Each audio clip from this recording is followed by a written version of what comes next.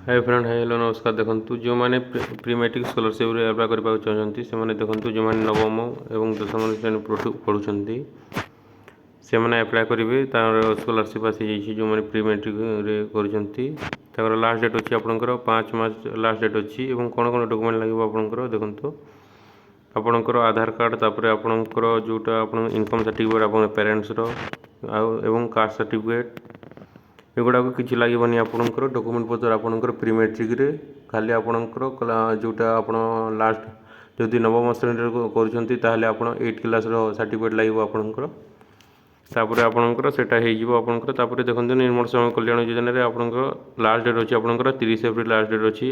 Avatar apply कर दिंतु समस्ते apply करेंगे। पोस्ट मैट्रिक सेमती आपंकर अप्लाई करेंगे। पोस्ट मैट्रिक अप्लाई करेंगे समस्ते 5 मार्च लास्ट डेट अच्छी यहाँ। तापर शहीद मधु सिंह हाथ खर्चा योजना जोटा आपंकर 29 फेब्रुआरी अच्छी लास्ट डेट। तो देखो ये प्री मैट्रिक पोस्ट मैट्रिक और आपंकर निर्मल समय आसी जाइए स्कॉलरशिप अप्लाई कर दिंतु। धन्यवाद।